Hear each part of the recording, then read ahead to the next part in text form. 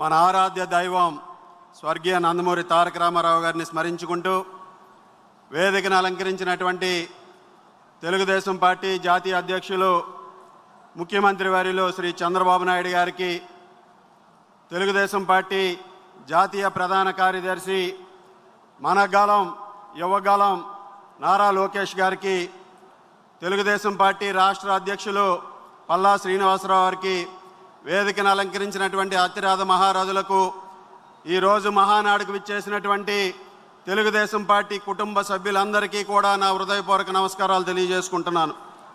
ఈరోజు ముఖ్యంగా ప్రజాపాలనలో సాంకేతిక విజ్ఞానం, వాట్సాప్ గవర్నెన్స్ అనే అంశం మీద ఈ తీర్మానం ప్రవేశపెట్టమని అవకాశం కల్పించినటువంటి అధ్యక్షుల వారికి ధన్యవాదాలు తెలియజేసుకుంటూ, ముఖ్యంగా మనందరం కూడా చూస్తే ప్రజల చేతిలో టెక్నాలజీ పెట్టే శక్తి ఉన్నటువంటి నాయకుడు ఈరోజు భవిష్యత్తును నిర్మించగలడు. అటువంటి సాంకేతికతను రాష్ట్ర పరిపాలనలోకి తీసుకొచ్చి ఈరోజు దేశంలోనే అందరికీ కూడా మార్గదర్శకులుగా ఉన్నటువంటి మన visionary leader, tech pioneer Chandrababu Naidu గారిని ఈ సందర్భంగా తెలియజేసుకుంటున్నా. పాలనా విధానాల్లో మార్పులు తీసుకొచ్చి సాంకేతికతకి పెద్దపీట వేసినటువంటి మొట్టమొదటి ముఖ్యమంత్రిగా చంద్రబాబు నాయుడు గారు ఆదర్శంగా నిలిచారని ఈ సందర్భంగా మీ అందరికీ కూడా గుర్తు చేస్తున్నాను. ముఖ్యంగా 1995లో కంప్యూటర్ల గురించి ఎవరికీ తెలియని రోజుల్లో కంప్యూటర్లని తీసుకొచ్చి ఆంధ్రప్రదేశ్ రాష్ట్ర ప్రభుత్వం ద్వారా ఆ రోజు పరిపాలనలో కంప్యూటర్ సాంకేతికతను ప్రవేశపెట్టినటువంటి నాయకులు చంద్రబాబు నాయుడు గారు. ఆ రోజు ముఖ్యంగా 1999లో సాంకేతికత ఆధారంగా పాలనని పటిష్టం చేసి విజన్ 2020 ద్వారా పేపర్లెస్ గవర్నెన్స్ని తీసుకొచ్చి ఈ సేవ, ఏపీ ఆన్లైన్, మీ సేవ వంటి సర్వీసెస్ని ప్రారంభించి ఆ రోజు ప్రజల చేతుల్లో టెక్నాలజీని తీసుకొచ్చినటువంటి మొట్టమొదటి నాయకుడు మన చంద్రబాబు నాయుడు గారు. అదేవిధంగా ఏ అవసరం కావాలన్నా, మనకి ఒక రేషన్ కార్డు కావాలన్నా, ఒక పెన్షన్ అప్లికేషన్ పెట్టుకోవాలన్నా, ఒక ఆదాయ సర్టిఫికేట్ కావాలన్నా ఆ రోజుల్లో ఈ ఆన్లైన్ సర్వీసెస్ ద్వారా, మీ సేవ, ఈ సేవ ద్వారా పొందే విధంగా అవకాశం కల్పించినటువంటి చంద్రబాబు నాయుడు గారు ఆ రోజు డిజిటల్ ఆంధ్రప్రదేశ్ని నిర్మించారనడంలో ఎటువంటి సందేహం లేదు. ఉమ్మడి ఆంధ్రప్రదేశ్ రాష్ట్రంలో ఇన్ఫోసిస్ కానీ, మైక్రోసాఫ్ట్ కానీ, విప్రో వంటి సంస్థలను తీసుకొచ్చి ఆ రోజు సైబరాబాద్ నిర్మించి అక్కడ హైటెక్ సిటీ ద్వారా సాఫ్ట్వేర్ రంగానికి పునాది వేసి ఎంతోమంది యువతని దాదాపు దేశ విదేశాల్లో స్థిరపడే విధంగా ఈరోజు అమెరికాలో అత్యధికమైనటువంటి ఆదాయాన్ని సంపాదిస్తున్నటువంటి తెలుగువారు ఉన్నారంటే ఆ రోజు చంద్రబాబు నాయుడు గారు తీసుకొచ్చినటువంటి సాంకేతిక విజ్ఞానం అని ఈ సందర్భంగా మీ అందరికీ కూడా తెలియజేస్తున్నా. అదేవిధంగా ఫైబర్ గ్రిడ్ కానీ, ఆర్టీజీఎస్ వంటి విప్లవాత్మకమైనటువంటి చర్యలు, అత్యాధునికమైనటువంటి సంస్థలను తీసుకొచ్చి ఆ రోజు అనేక సంస్కరణల్ని తీసుకురావడం జరిగింది. అదేవిధంగా అనేక చంద్రబాబు నాయుడు గారి పాలనలో సాంకేతికతకి ప్రాధాన్యత ఇవ్వడం వల్ల ఏపీలో డిజిటల్ పాలనలో ఆదర్శంగా నిలిచింది. ఈరోజు విజనరీ నిర్ణయాల వల్ల ప్రభుత్వ సేవలు వేగవంతంగా, పారదర్శకంగా, ప్రజలకు సులభతరంగా వెళ్ళి ప్రతి ఒక్కరూ కూడా వినియోగించుకునే విధంగా ఆ రోజు సర్వీసెస్ని ప్రారంభించడం జరిగింది. ముఖ్యంగా చంద్రబాబు నాయుడు గారి సాంకేతిక పాలనకు నూతన శకం తెచ్చినటువంటి నాయకులు లోకేష్ గారిని ఈ సందర్భంగా తెలియజేసుకుంటున్నాను. విజనరీ మార్గాన్ని కొనసాగిస్తూ 2017-19లో ఐటీ శాఖ మంత్రిగా ఉన్న సమయంలో ఆధునిక టెక్నాలజీ ద్వారా పాలనని ప్రజలకి అందుబాటులో తీసుకురావడం జరిగింది.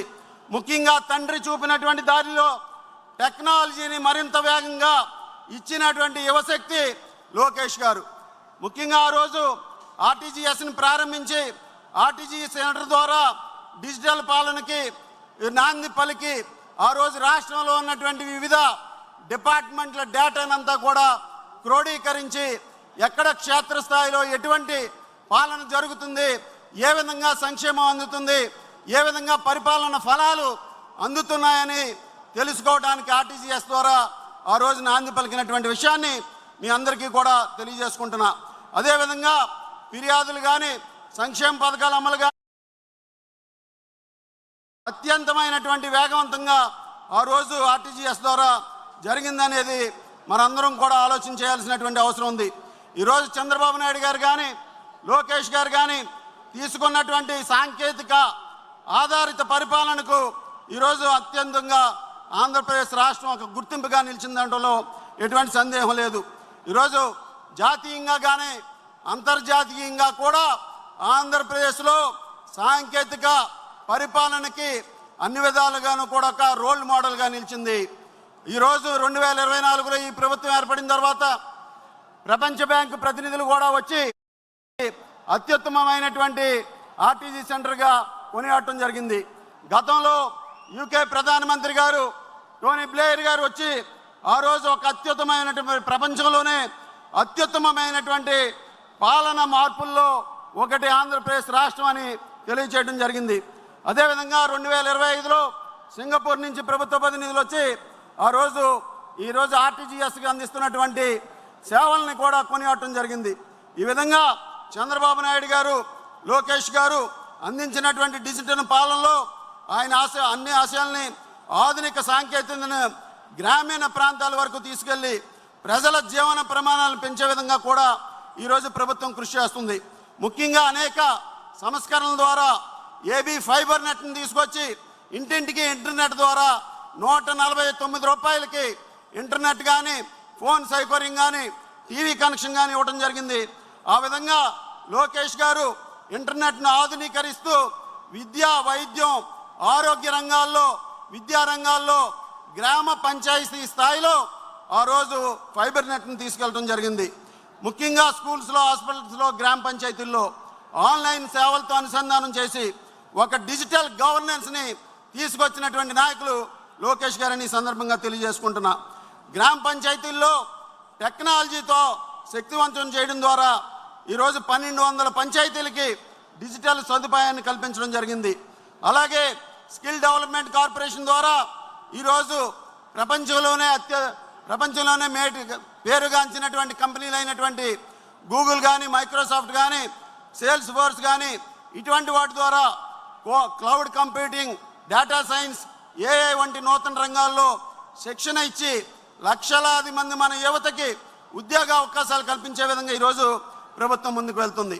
ఈరోజు లోకేష్ గారు తీసుకున్నటువంటి నిర్ణయాల్లో మనందరం కూడా చూస్తే ముఖ్యంగా ఈ ప్రభుత్వం వచ్చిన తర్వాత పాలనలో పారదర్శకత, ప్రజల భాగస్వామ్యం, వేగవంతమైనటువంటి సేవలు అందే విధంగా వాట్సాప్ గవర్నెన్స్ని తీసుకొచ్చి ఈరోజు ప్రజలందరికీ కూడా మనమిత్ర యాప్ ద్వారా దాదాపు 161 సర్వీసెస్ని ఈరోజు ప్రభుత్వం అందిస్తుందంటే అది లోకేష్ గారు చేసినటువంటి ఆలోచన ఈ సందర్భంగా తెలియజేసుకుంటున్నా.